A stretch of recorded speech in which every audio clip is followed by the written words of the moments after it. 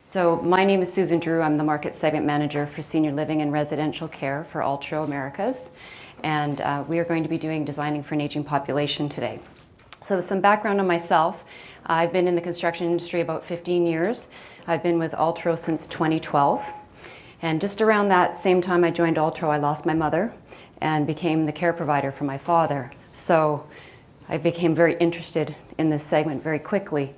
And in 2014, when Altro wanted to put a map to our product line together, they put a project team together for the Americas and said, you know, we want to create a fit-for-purpose map to our product line that it makes it easier for designers and architects to recommend the right product in the right place. And I said, I would really love to be part of that team. So in the last 5 years, I've been working on that team, and as a year ago, started doing it full-time. So I'm very excited to be doing this full-time. So just some background, when we went to put that map together, we realized that in order to recommend fit-for-purpose products to recommend fit for purpose, we needed to know a lot more about what's happening inside these communities. We needed to understand the pressures on the finishes so that we could recommend the right products in the right place. So we went out and did a lot of research, as you can see on the screen. I'll try not to turn my head as much.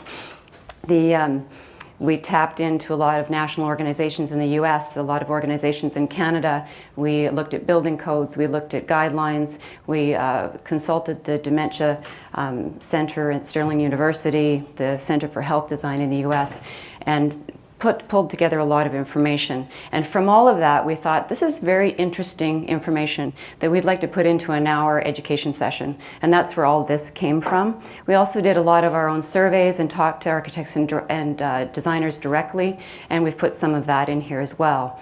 I am not a designer by trade. I have a marketing background, but most of this I've learned from other people, and I continue to learn, and I encourage you to come to me after, and if there's things that you think I should read or learn, because we love to keep sharing this information. So it was interesting in partnering with people and associating with people that are so incredibly passionate about this industry. They taught us a lot more than we expected.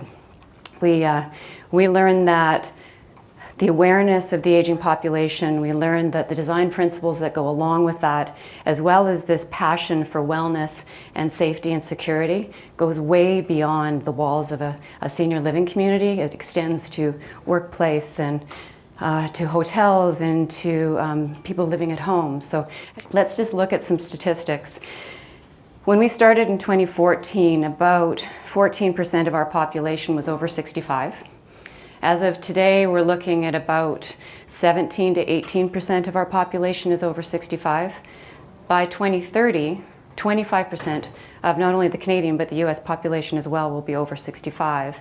And by 2068, which I'll be 100 then, not just Altro's 100 now, we always joke about that. Now I'll be 100 in 2068. Over 30% of our population will be over 65. And speaking of being 100, when I just updated these statistics last week. When I looked up that, it's right now in Canada, we have 10,000 people that are over 100 in Canada.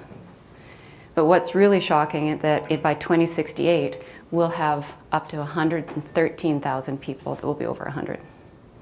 It's kind of, and I'll be one of those. So, but retirement isn't going to look like this anymore. We're not going to sit on the front step and wait for our time to come. There might still be some front porch sitting. Probably me with a glass of wine, actually. But it's going to look more like this. People are going to be active, they're going to be dancing, they're going to be working. So we need to think about seniors, our elders in the workplace. We need to think about them recreating. This is the picture that gives me hope. And we need to think about where they're living. So that brings me to, where do seniors live? Well, seniors live in small towns. Seniors live in high-rises in the city. They live in the country. They live on the beach. They live on the ski hill. And they live on golf courses. They live in the traditional family homes. They live in apartment buildings. And they live in tiny homes. And you know what? If they want to be in community, they live in independent living. And if they need more care, they may be in assisted living. And as they get older and more frail, they may need more care and they may be in a long-term care or a nursing home, or they may choose from the very beginning to get into a life care kind of community that offers all 3 levels, and that they can move from independent right through the continuum of care to long-term care and never really leave their neighborhood. So when we're talking about that they live everywhere, I think this is where a lot of the principles in here, although this CEU is designed for healthcare kind of community, and a lot of my examples are around community, I think it extends way beyond that. So today what we're going to do is we're going to look at some of the changes that happen to us as we get older. We're going to look at the guidelines for residential care that came out of the FGI in the US that a lot of our Canadian guidelines are based on now. We're going to look at color and contrast and material selection. As well, we'll tap into the safety and safe transitions conversation.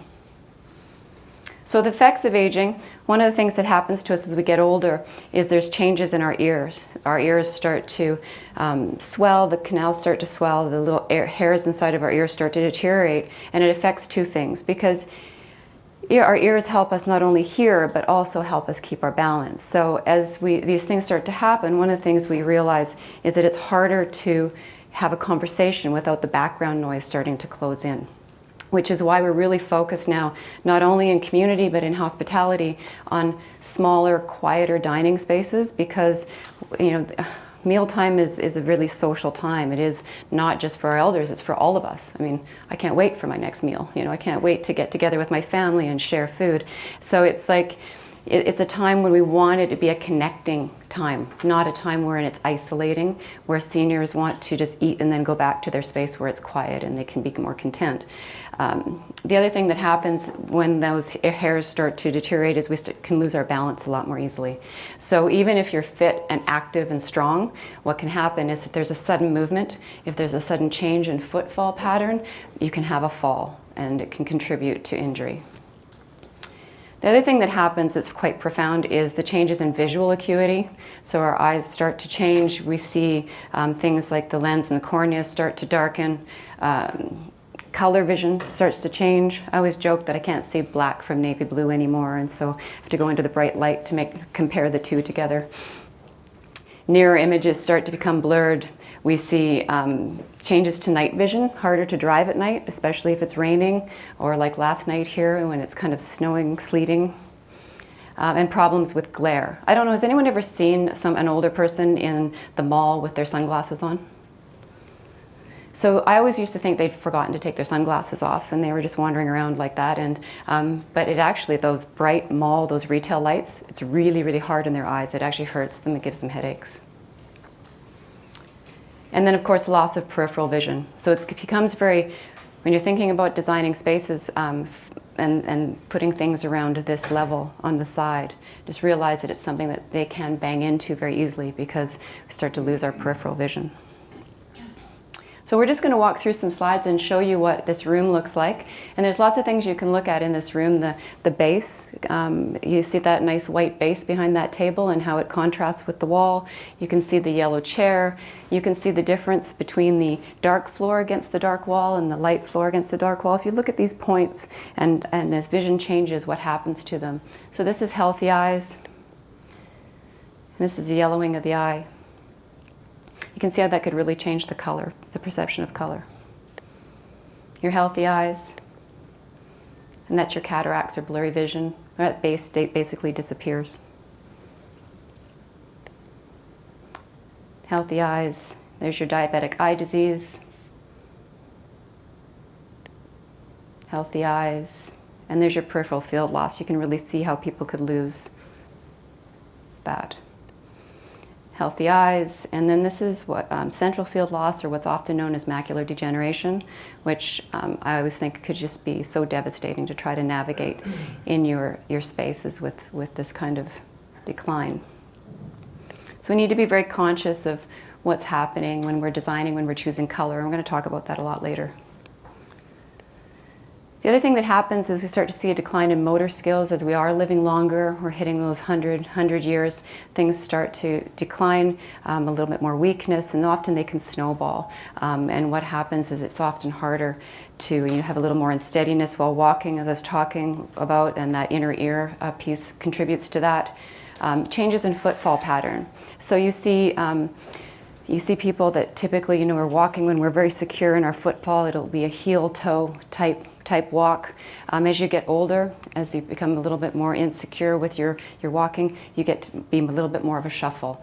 Or when I'm walking in the streets outside today, I'm walking a little bit more of a shuffle. So the footfall patterns changes as well. Difficulty getting in and out of chairs. And all of these things can contribute to slips and falls. So we want to try to help navigation, help the confidence in the navigation as much as we can when we're designing spaces. The other thing that's a growing concern is dementia and Alzheimer's. Dementia is an umbrella term that encompasses many different types of brain diseases. Vascular dementia can either be temporary dementia that's brought on by something like a kidney infection or something like that. But the most common, I think the stat is, I think I have it up here, 30% of all seniors will suffer some type of dementia by the age of 90, and 2/3 of these cases will be Alzheimer's. It is the most common. And Alzheimer's is a much more progressive disease that starts in the frontal lobe and moves to the back, and it will result in death in the end, and there is no cure for it right now.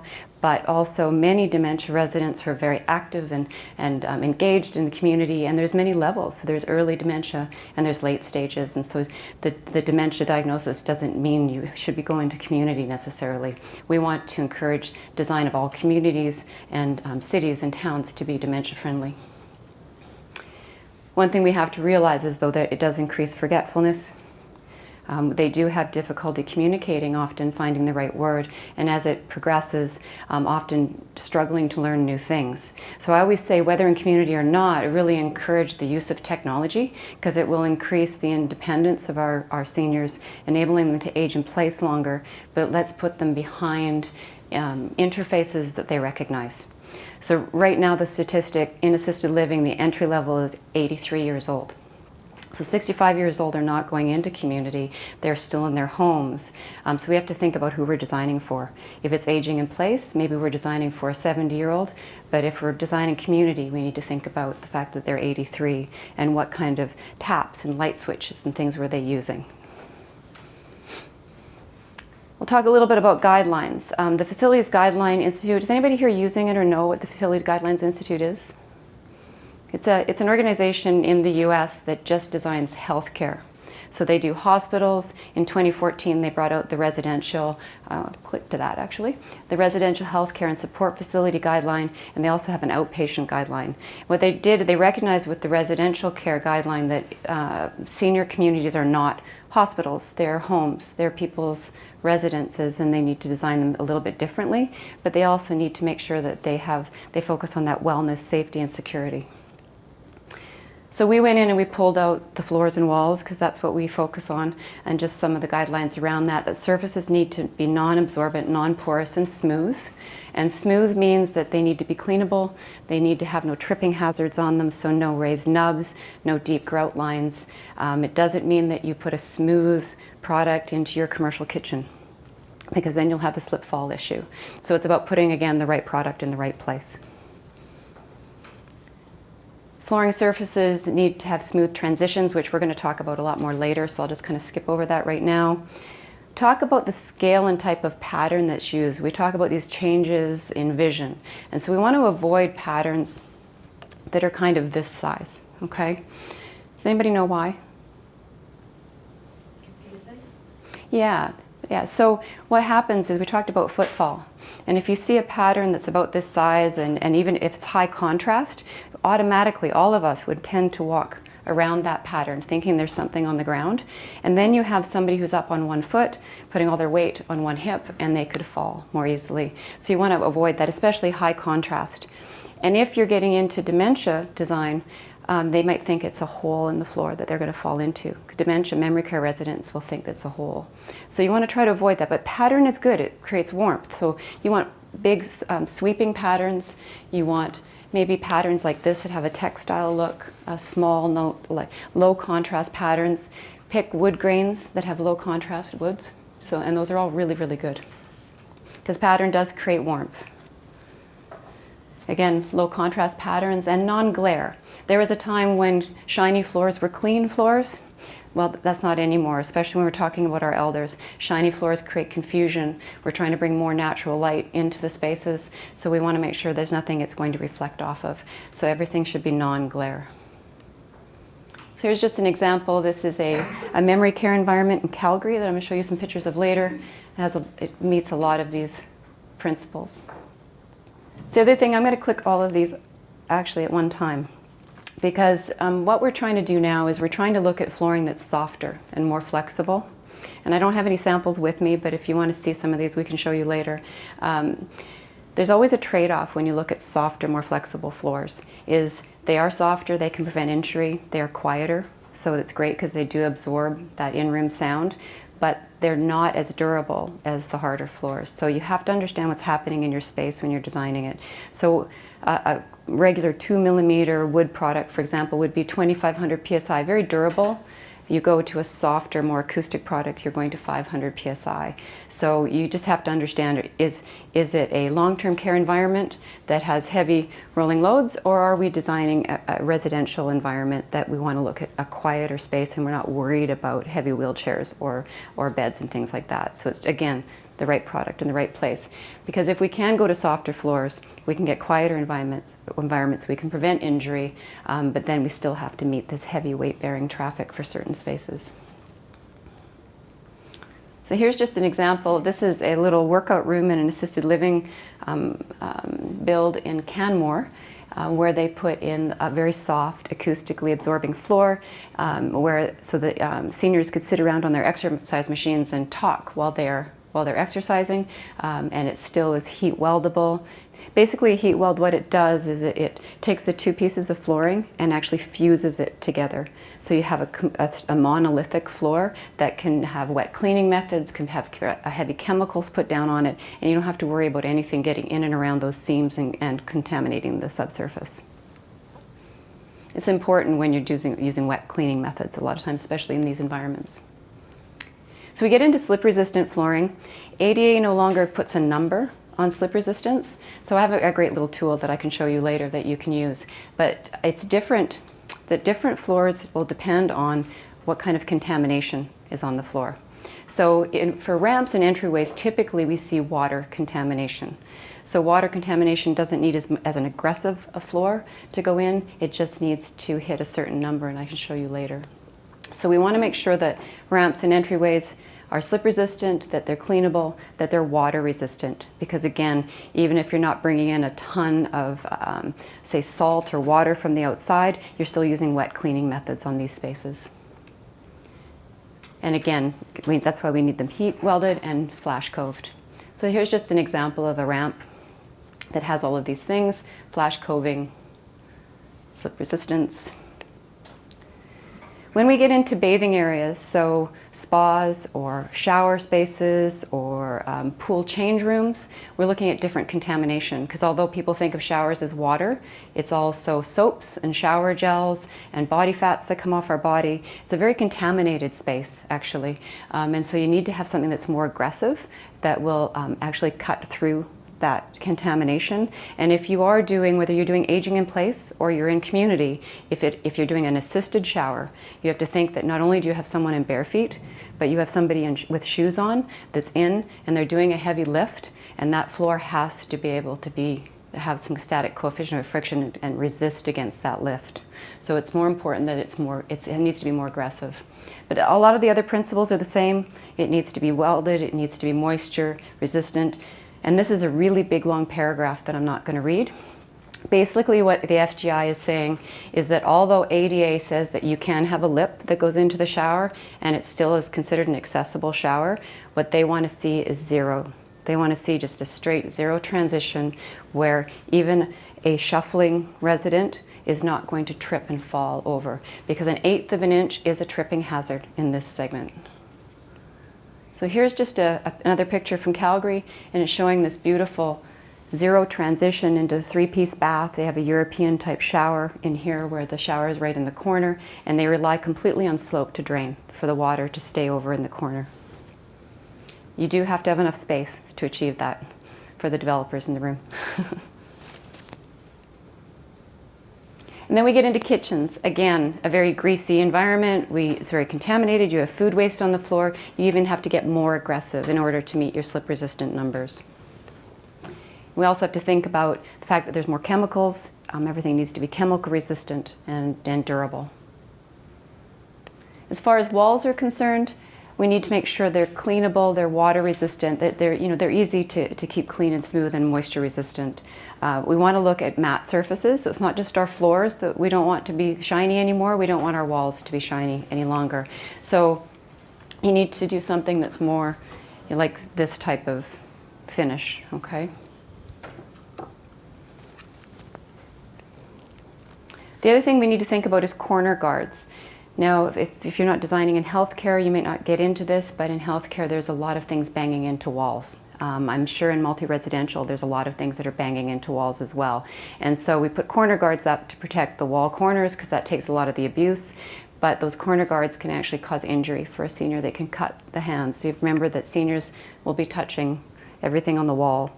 It gives them security that they're not going to fall, but they can also cut their hands if those walls are too rough. I don't know if anyone here has listened to Chris Downey speak. He was here at IDEX a few years ago.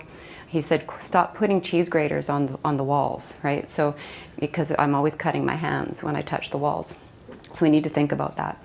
We want to make sure we have good contrast between floors and walls, and I'll show you some demonstrations of that later when we get into this section, evidence-based design. Anybody questions on FGI? So let's talk a little bit about color and contrast. So color is a very personal thing. And I always say that if you hated green when you're 18, you'll probably hate green when you're 80. And so it's sometimes hard for you guys to get it right all the time. You're not going to. I always like to joke that just because you're 80 doesn't mean you like Dusty Rose either. So it's, but do remember that pastels, although beautiful, cannot be seen as well by the aging eye. So use more saturated colors, brighter colors are encouraged. And it's also easier, and I don't have all my samples to demonstrate because we're such a big group today, but it's much easier to see the red-yellow spectrum than it is the blue-green because of the yellowing of the eye. We want to pick colors to enhance the room's purpose. So has anyone seen a grid like this before? There's lots of research that's been done. There's lots of these on the internet that talk about color psychology and what mood different colors create. And it's very true. What we want to do is we want to encourage activity with bright colors like yellow. We want to create calmness with the neutral tones, the blues, the greens. So here's just an example of a nice bright yellow wall to encourage energy in this common area. So color can also aid in orientation. So this is a community in northern Alberta that has neighborhoods for memory care, and this is the Pumpkin neighborhood. This is in Smoky Lake, Alberta. And the Pumpkin neighborhood, it helps them know that they're in their neighborhood, and then they have little ledges outside of their door to indicate which door is theirs. Can also contribute to wayfinding, and you can do landmark type wayfinding to help with this. Like this is out of the UK, obviously. The red telephone booth helps them to find their way, or it can be what all the wayfinding on the 3rd floor is green. Stairs also can contribute to the safety on stairs. We talk about the contrasting strip and how important that is on stairs, but why not change the whole color of the stair? Use color wherever we can to help the seniors see better. And it can be in a residential environment as well. You see how they completely change the color of this stairway compared to the rest of the surface. Color can encourage movement towards a space. This is a memory care environment in northern Alberta that has a secure outdoor garden, and they want to encourage the seniors to go out on their own. So that colored door will actually encourage people to walk out, or you can discourage movement by blending in using color. Light reflective value or contrast is really important. Does everyone here know what light reflective value is? So basically every material absorbs a certain amount of light or reflects a certain amount of light. So, and we assign a number to paint colors that very commonly use this. All of our materials have an LRV level that's attached to it. So a white would have a very high reflective number, and a black would have a very low reflective number. And so it's important to know these when you're actually designing for seniors, because the color becomes less important and the contrast, this light reflective value, is key, and we'll show you why. So when you have two types of flooring that are the same height, and I talked earlier about 1/8 of an inch being a tripping hazard, when they're less than 1/8 of an inch, you want them to have LRV values that are very close together, so that they don't perceive that there's a step there, that they don't perceive that there's a change in surface, and they're trying to, I mean, we've been trained all our life. If I see a change in contrast, I start doing that. So we need to avoid that. We want threshold strips. Actually, we don't want threshold strips. If we can just avoid them altogether, it would be great. But if we have to use them, we want them to blend with the floor. We want good contrast between furniture and floor, and floors and walls. We often see where design has happened in a space and then people bring their furniture in, and we have an oak table that's sitting on an oak floor. It has exactly the same LRV, and then we wonder why people are dropping their glasses off the edge of the table because they can't actually see the edge of the table. We want 30 points difference in LRV between floors and walls. We're going to show you why. We have a little simulation here that's going to show you this is your 30-point LRV difference with healthy eyes. And then we're going to show you what it looks like when we have those declines in visual acuity that we talked about earlier. When that happens, we kind of combine the common ones together and show you what you'd be seeing in that environment. So you can still see the floors, you can still see the walls very easily.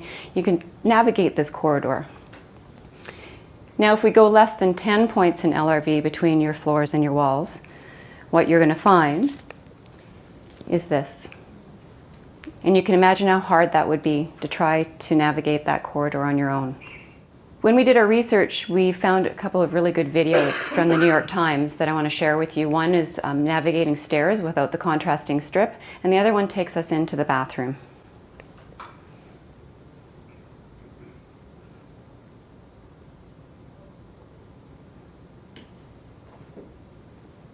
So you can see that without the contrasting strip, it literally, that stairway becomes a ramp almost. It'd be impossible to try to navigate. We don't have to do those red stairs that I showed you earlier. You can do a very sophisticated stairway, still using the contrasting strip, still changing from your regular surface to the stairway itself in color. This is actually Chris Downey here in this picture. He told me I could use his picture from his presentation. And this is in San Francisco at the Institute of the Visually Impaired. This is actually an interesting stairway because the contrasting strip makes a sound when you step on it. The other place that we really want to preserve the dignity of our elders is in the bathroom, and when we're looking at aging in place, the bathroom conversion is one of the first places that we look at in order to keep not only our elders safe, but also the care providers that are coming into those homes. But what we do is we tend to create white walls and white floors and white toilets and white sinks, and then we wonder why they have trouble. So this is just showing a black toilet seat and how it provides contrast, but we can show you different ways. We don't have to go to black toilet seats to create that.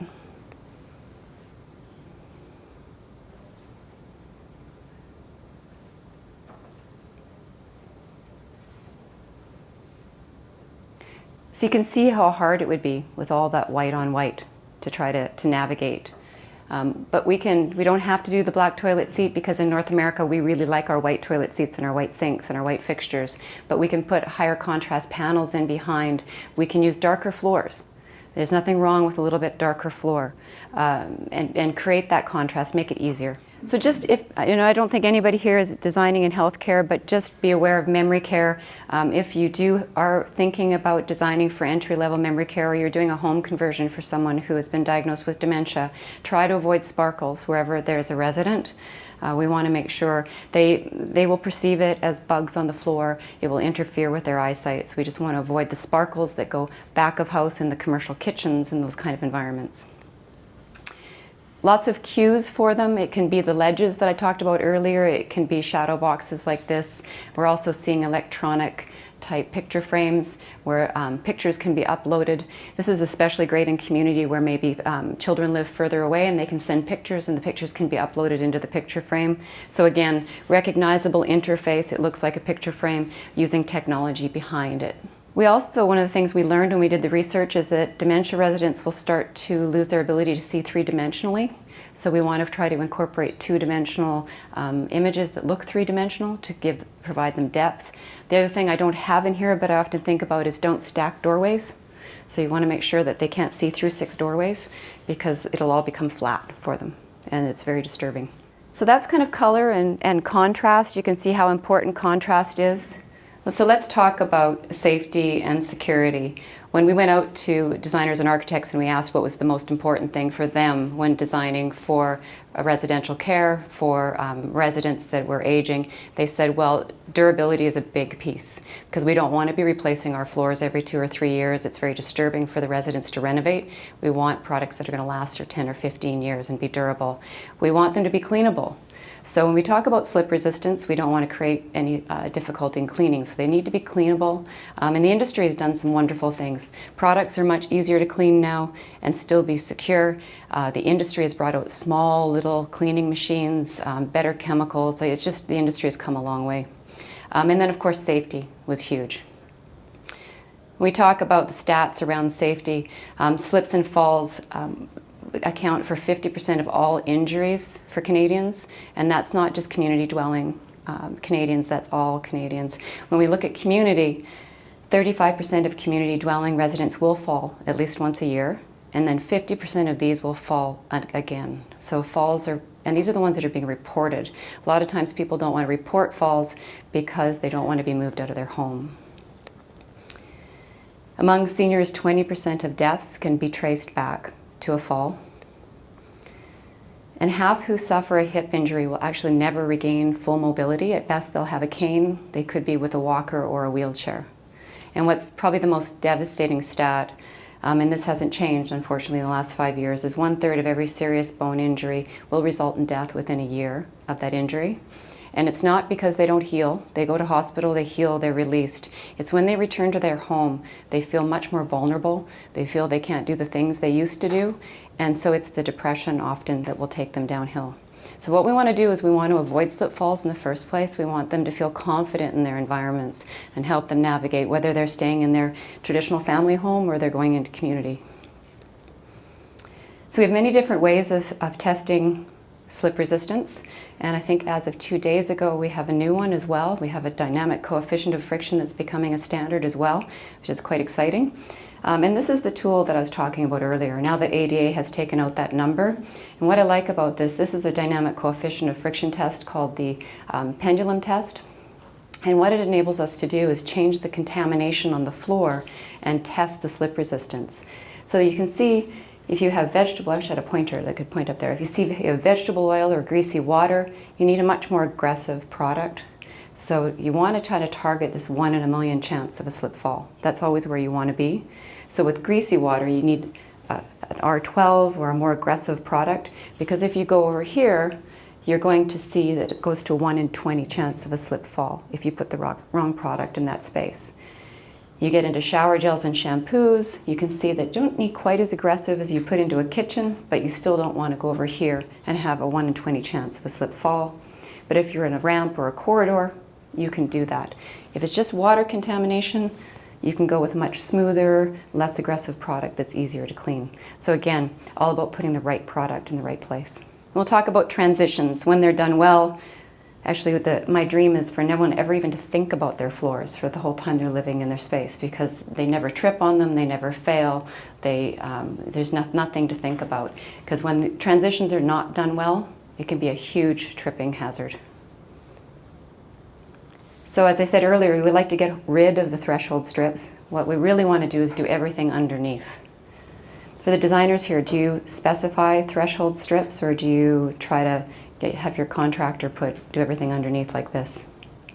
So what we want to do is we want to put either a shim, or we want to build up underneath to create a smooth top on the floor, so not putting any threshold strips on the top there. Also, what I encourage is that we seal from when you're going from a wet space to a dry space. So you say you're coming out of a bathroom or a shower space into a corridor, you want to make sure that you seal the leading edge of that corridor, because you don't want water or contamination to get in and underneath and ruin your subsurface. So for sheet to sheet, it's very simple. It can be heat welded like I talked about earlier. Sheet to LVT, you can heat weld this, but often it's a cold weld that's done, but still you want it sealed. If you're looking at sheet to carpet, if it's a vinyl back carpet, you can actually seal this with an OD PVC cement, so you have a seal as you go into the corridor. Corridor details, often flat lay. If you're looking to shower detail, we encourage an overlap from wall to floor, which creates like a shingle effect for the shower space. If you're doing bathroom conversions in a residential type environment, then this is very much encouraged, because the wall can go over the floor, create that shingle. You have a completely water resistant tank, easy to clean, and you have that security that you're not going to have water leaking anywhere. We talked earlier about slope to drain and how we want to completely depend on slope to drain to take the water over into the corner. Sometimes in builds that doesn't always happen. I don't know if anyone has ever experienced water draining out of the bathroom into a corridor. Okay, so this is just something that we have engineered to help encourage the water to stay on the wet side. So it's only 1/8 of an inch high. It's completely heat weldable. If you're interested, you can come by our booth later. We can show you it in more detail. We have some mock-ups that we can show you. So that takes us kind of through the formal education piece of the presentation and how we got to our recommended map to our product line. Again, the fit for purpose. Let's put the right product in the right place. Let's not over-engineer or under-engineer. And let's be very focused on the changes that are happening to our elders.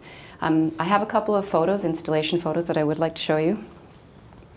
So this is the Spoke Apartments in Chicago that use the LVT. You see how the nice contrast they did from the floor to the wall. So these are just regular apartment buildings, but they're very elder friendly, very dementia friendly with their choices of flooring and walls and the colors, nice deep colors. A nice continuous flooring from kitchen into the sleeping areas, so it's really great. This is Opal by Element. I don't know if anyone's heard of the Opal project. It's one of the first intergenerational projects in Canada.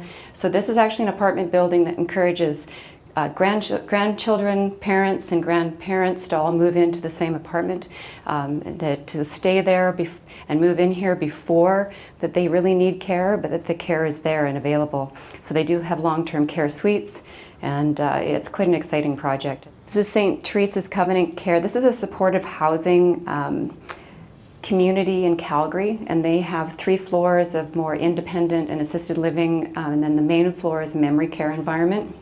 And they did, again, that 3-piece bath, the corner shower with the Aquarius products, that, so they could do assisted showers right in their residence room.